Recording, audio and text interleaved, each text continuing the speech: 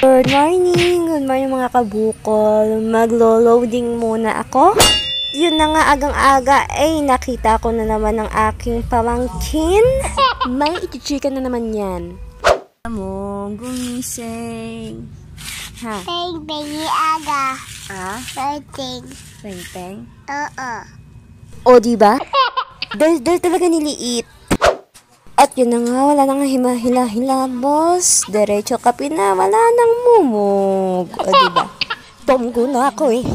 Ayun yung natira kagabi at hindi ko kinain dahil sobrang ang sakit na ng ulo ko.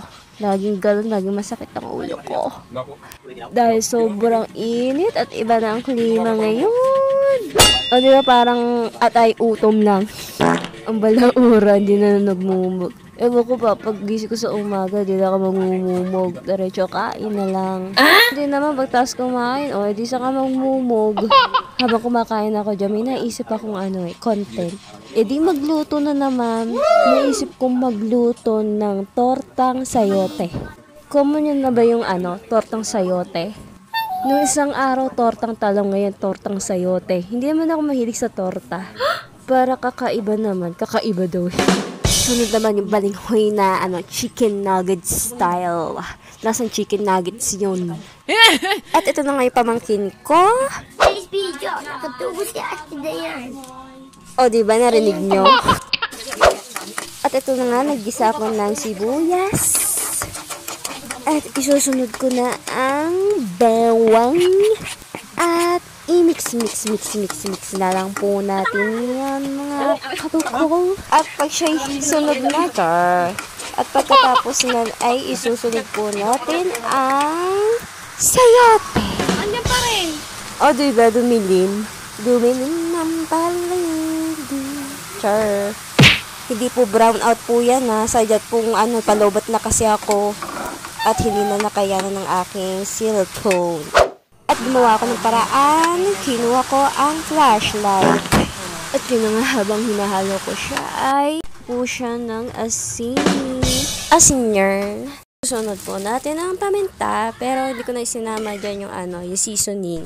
Kaya kung anong gusto nyo pong seasoning, pwede ilagyan ng patis at lagyan nyo na rin ng tubig. Tapos, takpan nyo na po. Kapag kumulo na, eto na, tararan! Nagmamadali yan. Diba? Bago ang lahat, bago mo muna ilagay sa, tawag dito, sa laan, palamigin mo muna ng kaunti. At para mailagay na natin ang eggnog. At pag yun nilagay mo kagad ng itlog, maluluto dyan ng itlog. Kailangan palamigin mo muna. Yung natirang sabaw, pwede yun naman yung daklakin, charot. Pwede rin ulamin dahil ginisado naman yan. At habang hinihintay natin siyang lumamig, at yung natira nating ay ilalagay natin sa isang maliit na bowl. O, diba ang carrot? At yun na nga, itatabi ko muna siya at ilalagay ulit. O, diba? Nilagay ko ulit. Fredo natin ilalagay at isasama ang eggnog. At kapag malamig-lamig na po siya ng kaunti, ay ilalagay po natin ang eggnog. So, naglagay pa ako ng isang itlog kasi maliit ang eggnog. At hinalo-halo ko po siya. Kapag siyang nag-stick, at ganito ang kanyang itsura, parang sipon. Chur! Natin isasama ang harina. Mga 5 scoop. Basta maganda yung consistency niya. O, consistency yan.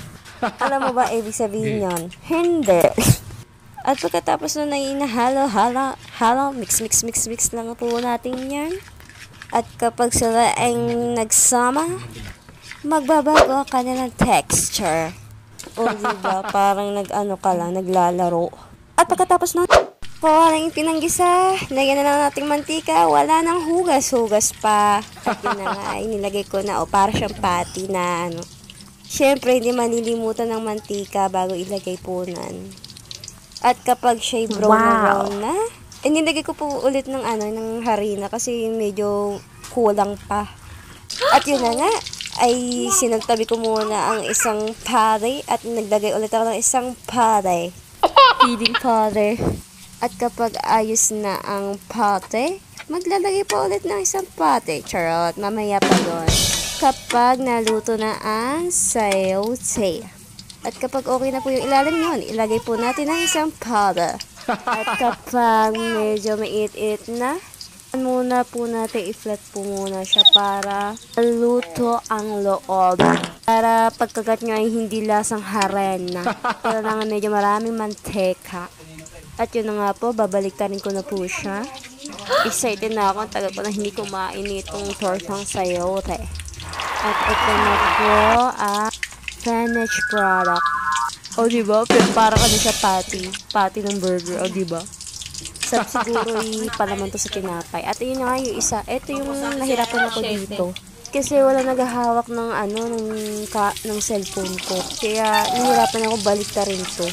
Hindi ko na nga nagluluto. Ito po yung taga-video. Diba? Pero sulit naman dahil ito na po ang finished product. Oh, diba? What a beautiful life. Ano daw? Hanggang sa muli!